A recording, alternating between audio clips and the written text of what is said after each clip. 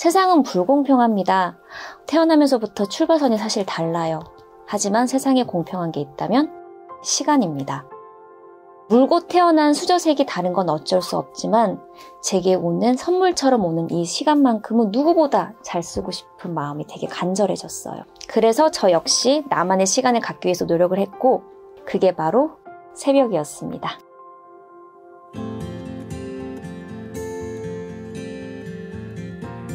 저는 새벽 4시 반에 일어나는 엄마입니다.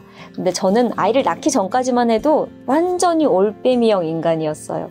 4시 반에 일어나는 게 아니라 새벽 4시쯤 늘 잤어요. 제가 달라진 데는 이유가 있습니다. 제가 하고 싶은 게 엄청 많은 사람인데 아이가 태어나는 순간부터는 제 시간이 오롯이 아이를 위해서만 쓰게 되더라고요.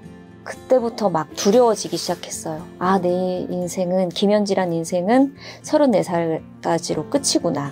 이제 35부터는 아이의 엄마로만 살아야 되는 거구나.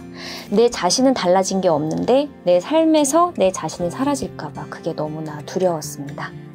아, 더 이상 이래서는 안 되겠다.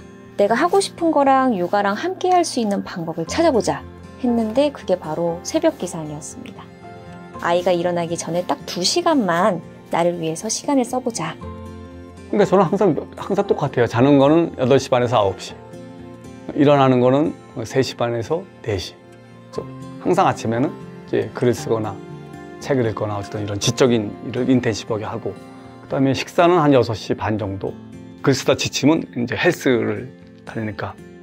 그러니까 사람들은 굉장히 나 열심히 사는 걸로 생각하지만 저는 절대 열심히 살지 않아요. 저는 새벽에만 열심히 일해. 매일 아침에 4시에 일어나서 한 5시간 정도만 일하고 나머지는 뭐 사실은 이렇게 열심히 일하지 않거든요. 근데 왜 성과가 날까? 일단 시간의 품질이 좋아요. 머리가 맑고 아무런 방해가 없거든요. 새벽 4시에 저한테 전화해서 술 한잔 하자고 하는 사람은 없어요. 변수가 없잖아요. 그러니까 굉장히 고급진 시간에 굉장히 집중적인 일을 매일, 일요일 토요일 없이 휴일 없이 매일 5시간씩 일하면 성과가 나요. 제가 찜질방 매적 이모를 했을 때 제가 처음에 직업이 미술학원 원장이었습니다. 25년간 미술학원 원장을 하다가 너무 경영이 어려워져가지고 이제 그거를 그만두고 아이들이 아직 공부가 끝나지 않았기 때문에 돈을 벌어야 했어요. 미술만 하다가 다른 것을 해본 적이 없기 때문에 갈 곳이 없어서 이제 가장 그나마 괜찮아 보이는 찜질방 매적 이모를 했는데 그 찜질방 안에서 저는 저희 학부형이나 아이들을 만나게 되죠. 그러면서 저는 이제 자존감이 굉장히 많이 내려가 있는 상황이었어서 그런 것들도 조금 너무 힘들었어요. 마음이 좀 많이 힘들었고 저희 딸아이의 그 눈물, 아나운서를 꿈꿨던 그 아이의 눈물을 보면서 저는 심장이 된 것 같은 그런 아픔을 느꼈거든요. 거의 최종 직전까지 간 면접에서 그런 말을 들어요. 너가 아버지 뭐 하시노? 너네 옷차림이 그게 뭐냐? 이런 말을 들어서 아이가 이제 인신공격을 당하는 거죠. 펑펑 울면서 저에게 이제 그만하겠다고, 아나운서 포기하겠다고 아이의 눈물을 보면서요. 저는 이제 피눈물을 흘렸고요. 부모의 무능함이라고 생각이 들더라고요. 그날부터 저는 부자를 꿈꿨습니다. 부자들은 새벽 기상, 독서, 운동을 한다고 하더라고요. 그래서 저도 새벽 4시에 일어날 때 한 번도 쉬지 않고 주말도 없이 그렇게 일어났었고요. 지출을 다 줄이는 그럴 때라서 저는 걸어 다녔어요. 차비조차 아껴서 1시간, 1시간 반 거리를 무조건 걸어 다니기 시작했고요. 일주일 7만 원 살기 하면서 제가 이제 그것만 지출을 줄인 게 아니라 다른 지출도 모든 이제 저희 가정 경제의 지출을 다 줄이기 시작했어요. 이제 일주일 7만 원 살기, 하루에 10,000원만 살아보자. 이렇게 하면서 그런 글들을 블로그에 매일 올렸어요. 내가 7만 원으로 어떻게 살고 있는지, 왜 부자가 되려고 하는가를 기록하기 시작했습니다. 그걸 기록하고 매일 봤어요. 내가 왜 부자가 되려고 하는지. 습관이 되기까지는 한 100일 정도 걸렸어요. 그래서 처음엔 진짜 힘들었지만 습관이 되니까 이게 너무 좋은 거예요. 새벽에 일어난 그 느낌이. 내 몸과 정신이 가장 맑을 때 내가 하고 싶은 것을 먼저 끝내고 나니까 하루 시작이 너무나 홀가분하고 상쾌하고 그냥 부담이 없습니다. 또 본격적인 하루를 시작하기 전에 내게 더 긴급한 일보다는 나에게 더 중요한 일을 먼저 끝내고 나니까 이런저런 변수가 생길 거에 대한 우려도 없어지고 또 일을 미루지 않아도 나를 위한 시간을 보내고 나니까 뭔가 하루하루가 진짜 차곡차곡 쌓이는 느낌이 들더라고요. 일단 독서를 조금 많이 했고요. 종이에 쓰는, 기록하는 습관을 좀 많이 가졌어요. 일주일치 플래너를 펴놓고요.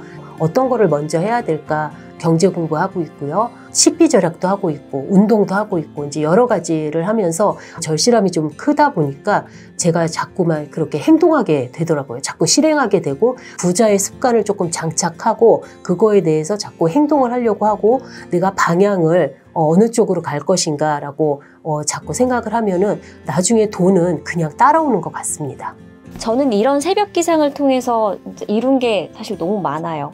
제 버킷리스트 중에 2개가 책을 출간하고 북토크를 여는 거였는데 올해 이렇게 책도 내고요. 북토크도 3번이나 열었어요. 복직 1년 기념으로 제가 딱 바디 프로필도 찍었습니다. 몸값을 높여서 스카웃도 됐고요.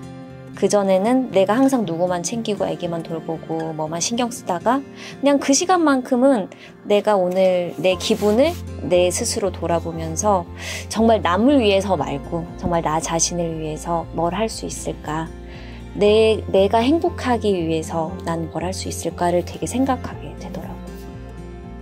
그러니까 사실은 성공한 사람의 7가지 습관 같은 책 보면 핵심이 사실은 시간 관리거든요. 시간 관리 핵심이 목표 설정이고 2번째가 소중한 거 먼저 하기야. 큰 돈을 먼저 쳐내고 나면은 작은 돈은 그때그때 하면 된다는 거. 나한테 가장 소중한 게 뭐지? 라든지 나한테 시간이 2시간씩 더 생기면 난 뭘 하지? 난 이번 달의 목표가 뭐지? 이런 것도 되게 중요한 것 같아요. 이런 것들이 사실 막 뭐 떼돈을 벌어다 준다거나 아주 거창한 것들은 아닙니다. 다만 제게 이런 루틴이 생기니까 오늘은 정말 힘들고 설령 오늘 아무것도 못하고 되게 무기력하게 보냈더라도 하루하루 나에 대한 약속을 지켰다는 것만으로도 위안이 되고 내 자신에 대한 응원과 격려가 되고 있어요. 나는 마음만 먹으면 뭐든 할 수 있다, 이런 자신감도 생기고요. 늦은 나이는 없다라는 말씀을 좀 드리고 싶어요. 50대에도요, 얼마든지 도전을 한다면요, 못할 것은 없다. 저는 그렇게 생각합니다. 생산성에서도 핵심이 뭐냐면 단절과 집중이에요. 단절해야지 집중할 수 있어요. 그래서 보면 대부분의 사람들 꽉 차 있어. 스케줄이 꽉 차 있어. 어디 비집고 들어갈 데가 없어. 하지 말아야 할 것들은 너무 많거든요. 예를 들어 담배 같은 거라든지 저녁에 야식 먹는 거라든지 시잘데기 없는 사람들 만나러 다닌다라든지 이런 것들. 그런 걸 다 버리라고 일단. 그때 이제 빈 스케줄에 하나씩 채워야 돼요. 모든 것을 하려는 사람은 아무것도 못해.